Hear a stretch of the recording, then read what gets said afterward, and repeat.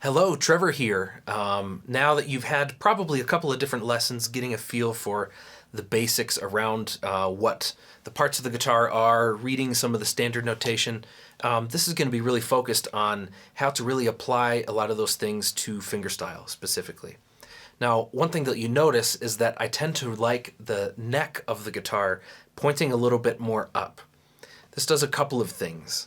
One thing, it allows me to keep my shoulder and my arm pretty relaxed, and it helps that centered position that when you want to keep your thumb lined up with your middle finger, this helps that be a little bit easier to reach.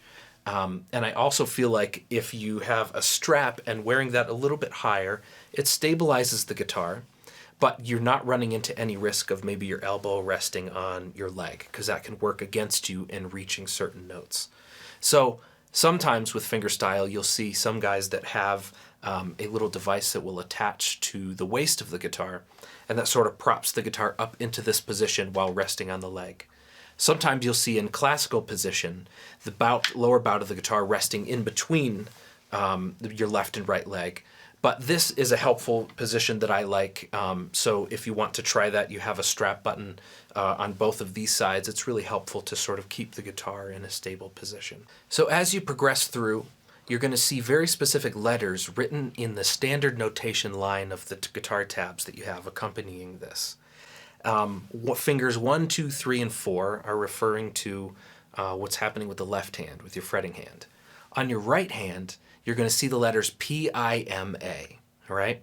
And these come, you don't have to worry too much about the origins of these. That gets a little bit nerdy and historical, but the P, right, it comes from Spanish. The P will actually stand for the thumb. So anytime you see that P, that means that you play that note specifically with your thumb. Then I is your index, which is helpful. M is your middle, which is helpful. But then ring is A, and that's where it changes a little bit. So you have P, I, M, A. So as we're going through, just start to be aware of that, because you will see the fret listed, in the tab. Well, you see a number, but you'll see a corresponding letter to that, and that's what that refers to. In this lesson, I really want to zero in on getting comfortable using I and M. We're going to try it on one individual string. We're going to try it on two adjacent strings, and then we're going to try to play a very basic scale. And I don't want you to get too overwhelmed, because I think it's important that you don't have to master all of this before you go to the next thing, because this IM, this PIMA, all these patterns will be, we're going to be visiting them again and again and again. So don't worry about mastering before you get to the next point. Just make sure you get comfortable with it initially, and then just know we're going to come back around to this again and again. So getting started with your hand position, you want to look for a triangle between the strings would be the base of the triangle. Your thumb is going to be hitting some of these lower strings here, and then your index, middle, and ring, your IMA, will be hitting the others. And you're looking for a triangle. If you were to look straight down, you see a triangle between all of those. That does a couple of different things.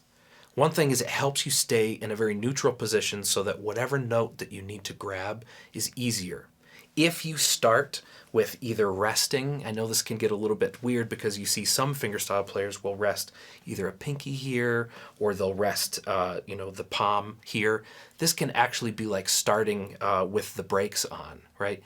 If you notice that when you play here, it requires a little bit more effort to reach up to some of these other strings. Whereas if you have that position of the triangle, you're able to reach whatever note you need to. So the first thing I always start off with in getting, after you've gotten comfortable with what the position is, just understanding the motion, okay? So if you think about moving your first finger from this knuckle right here, picture this as like the shoulder of your hand, right? If you move that back and forth, that feels quite comfortable. Now try to move really fast from this knuckle right here, the center, almost like the elbow of your finger. And no matter how fast and how much you do that knuckle, this will never be as comfortable and natural as this knuckle, right? And now if we go back to like maybe planting a pinky here, or maybe, planting here, you'll notice that we're immediately in a position where we're only using this knuckle, right? That's going to be, no matter how much work you put into this, it will never be as natural and as easy and fluid as using this knuckle. Now, I sort of liken this to like if you're going to throw a ball, you don't throw exactly from your elbow. You know, you launch from the shoulder if you're going to throw a ball to somebody. But you do have some looseness in your elbow as well. That's what actually makes the contact, right, as you throw it. You want to think that way about this too. Your hand is relaxed, but you're sort of launching the finger from here. And what you'll notice is that triangle position allows you to maintain that. And so again, you're going back to neutral position. You're not starting with some extra positioning that you have to work against as you're building your initial fingerstyle technique. So now what we want to do is take your index and go ahead and go to the G. So remember the names of the strings. We have every afternoon Dave gets bored easily. So let's go to the gets string. And you're going to use the I. Okay? And when you're picking, yes, you will use this knuckle, but you want to try to get a little bit of more of the movement from this knuckle here. And just get comfortable on that one string with your I there.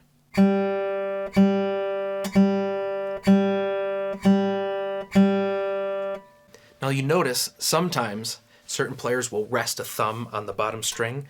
You don't have to worry about that yet. I just find that to be helpful because it gives you a sort of anchor point without getting your hand in any other position. If you anchor with the palm or the pinky, again, that creates more issues with this knuckle. But if you anchor with the thumb on the bottom string, that still gives you the ability to fly over the other strings and just kind of like drop right into the one that you need without having to reach up to it. So now what we want to do is we're going to go index and middle, so I am. What's tricky about this is that a lot of times, as soon as you put another finger into the mix, it might start reaching for the range of another string. Right? And a lot of fingerstyle is really zooming in on the articulating of each individual note. And so don't worry too much about this at first, but just start to listen for each note having its own moment to shine. Try to not get any of the other surrounding strings ringing. So you're going to start with your index and middle. Index, middle.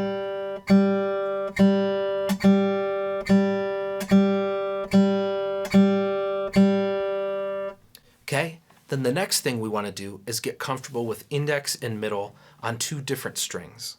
So if you put your index on the G here, and then put your middle on the B, and try going back and forth between those two.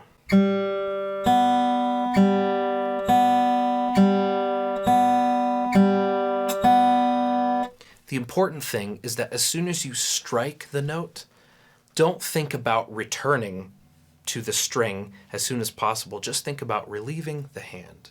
Meaning that as soon as I strike this note, I just sort of let gravity bring the finger back. As soon as you strike it, just relaxingly let the finger come back, right? And then we have. So in the practice scene, we're going to go into a little bit more detail of using quarter notes with your I, M, and then also using eighth notes. And to remember that when it comes to quarter notes and eighth notes, just understand that you want to find the pulse of what you're playing. So establish 1, 2, 3, 4. When you get to eighth notes, they will be twice as fast, but don't think rushed. They're still lining up with time. So as your foot hits the ground, if you were to tap along, 1, 2, 3, 4, it would be 1 and 2 and 3 and 4. So the M would sort of line up with when your foot would be lifted. 1 and 2 and 3 and 4. And we're going to do that on just one string, but also on the G and B strings together. The next exercise that we're going to go through in the practice scene is just get comfortable putting some of the fingers on the frets and playing through a basic scale. A scale is a collection of notes from which all different melodies and chords and things are built. So it's a very good foundational thing to have, but it's also important to understand how to play each of those individual notes while picking them with this hand. You're going to start with your index here on the open G, and then we're going to go to the second fret. And one thing that I find helpful, this doesn't apply all the time, but in general, if you can line up a finger for each fret, that makes it helpful. So the second finger will grab a lot of the notes on the second fret, the third finger on the third fret, the fourth finger on the fourth fret. Sometimes that helps to stay in position. So we're going to use the second finger here, and I'm just going to go just like that. Now, one thing that you'll notice is that we're going to try, and don't worry about getting this mastered because we're going to come back to this again and again. But as you're going through, start thinking if you can alternate those fingers. So you would start index here, and then when we go here, you would be using your middle finger. So index, middle. And as we progress, we're going to come back to that again. The next thing we want to do is go to an open B string. This is going to be playing a do, re, mi, fa, sol, la, ti, do scale that you remember from second grade recorder practice. What you want to do is start with your index, middle, and then we're going to go to the B string and do open on that one, and use your index there. So far we have... Right? Now remember, you want to go on the tip of the finger here, on your second finger here, and then go right before the edge of the fret. So don't think about aiming in the middle of the fret or lower in the fret. Try to get right before the fret bar. And that gives you the best tone with the least amount of effort. If you can save effort, that's the best way to do it because you're going to get a cleaner sound. And then remember to make sure your thumb is lined up with your middle finger. Then we're going to go to open, and then your index is going to be on the B string here. And then you're going to do your third finger here on the B string. Now we're going to go up to the high E, and then use your second finger is going to go on the second fret of the high E, and then you're going to use your third finger on the third fret of the high E there. And that completes our scale. So it would sound like this.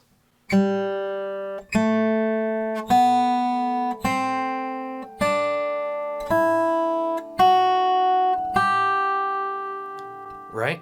One thing I'll say is that as you're progressing through this, don't feel like you have to keep your thumb in one spot, right? You don't sort of like plant it on the back and then everything else has to reach from there. But you want to analyze if you're moving the whole hand too much. All that means is that if you were to go like this,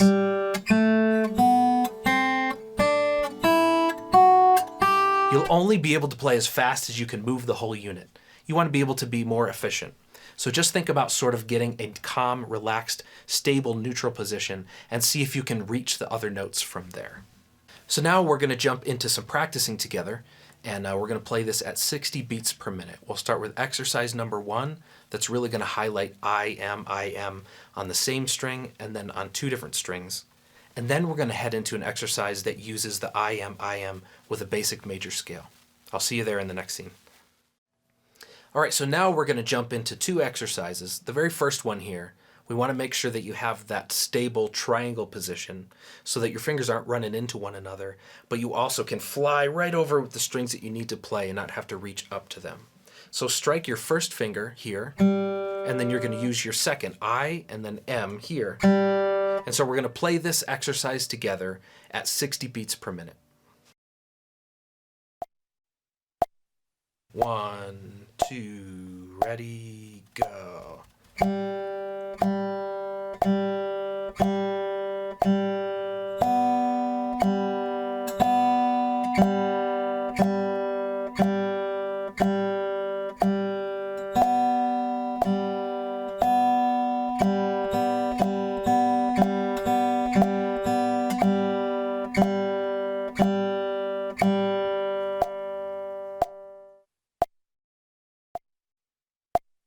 1, 2, ready, go.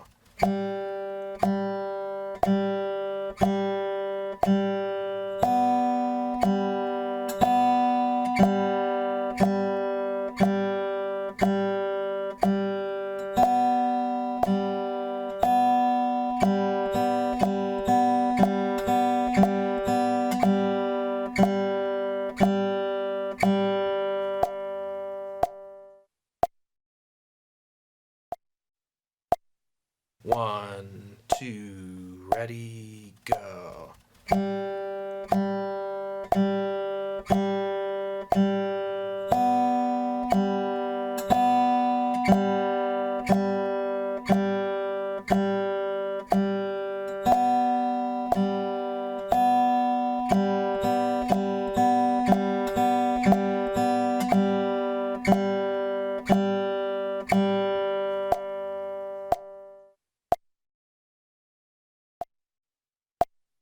1, 2, ready, go.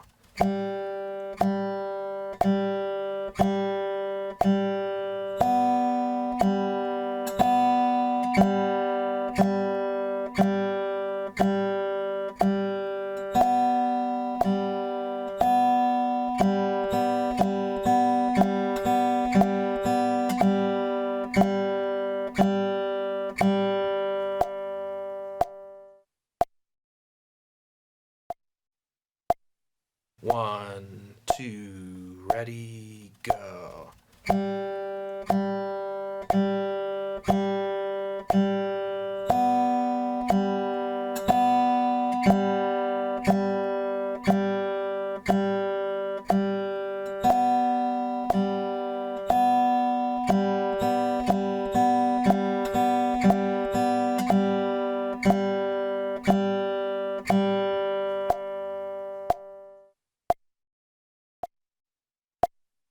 1, 2, ready, go.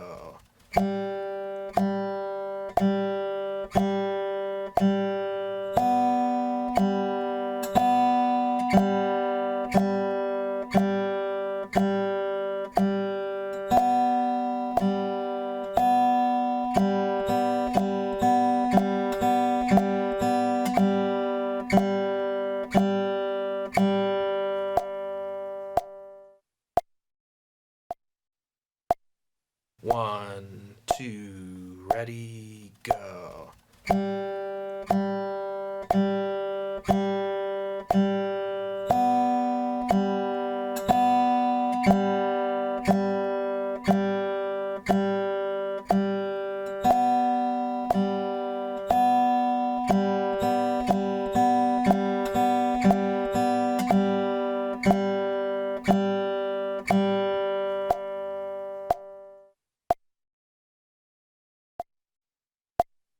1, 2, ready, go.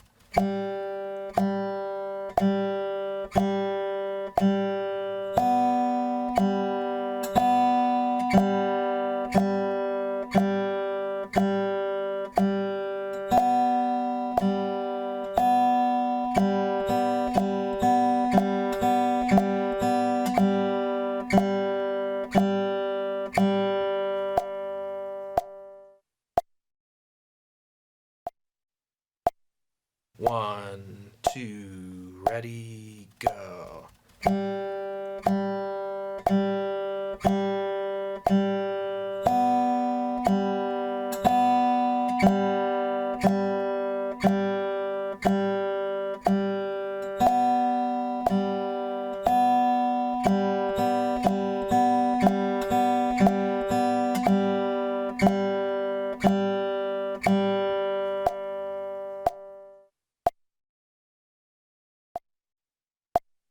1, 2, ready, go.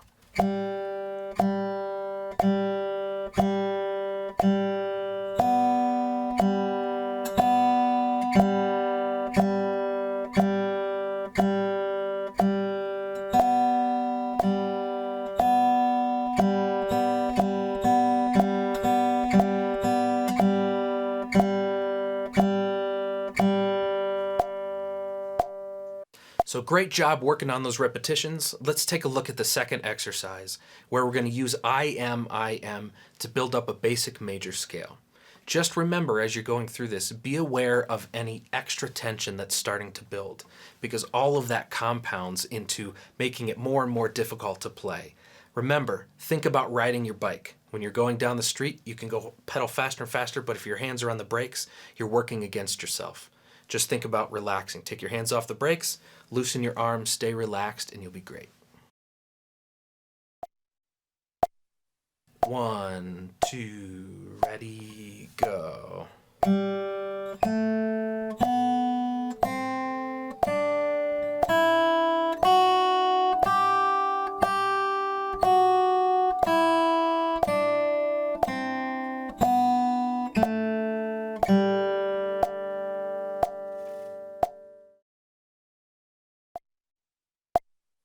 1, 2, ready, go.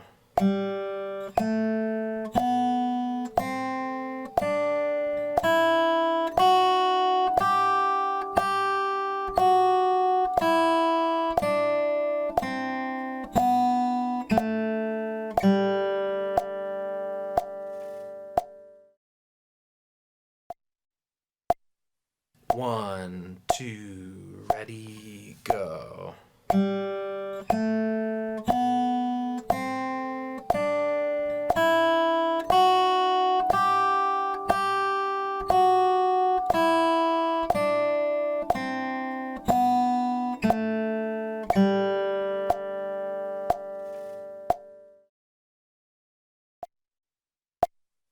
1, 2, ready, go.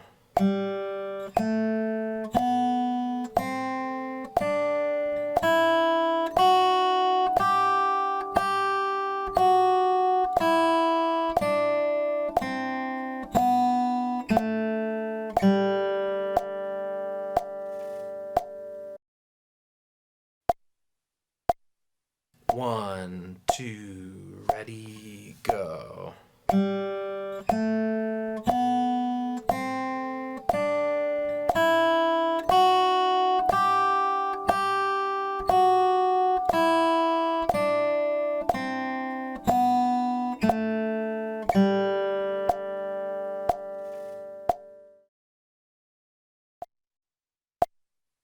1, 2, ready, go.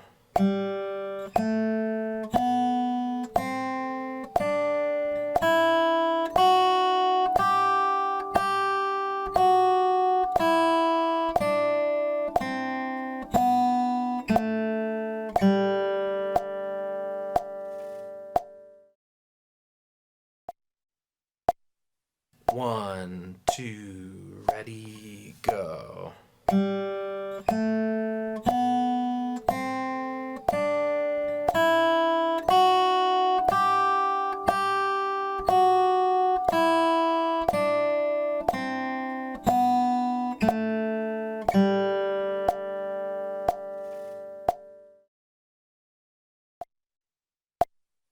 1, 2, ready, go.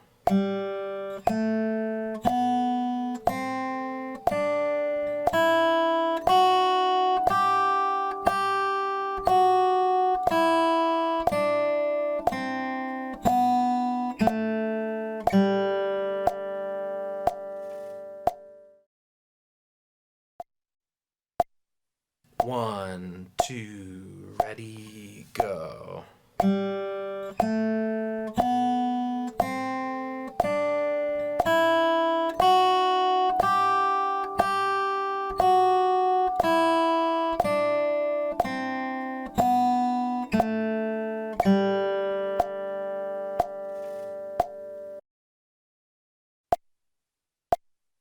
1, 2, ready, go.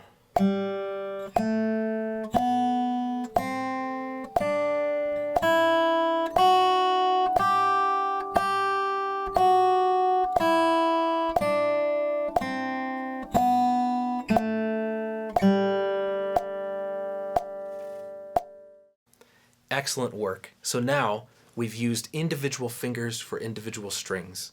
In the next lesson, we're going to add some of these other fingers here and put them all together in some patterns. So I'll see you in the next lesson. Take care. Bye.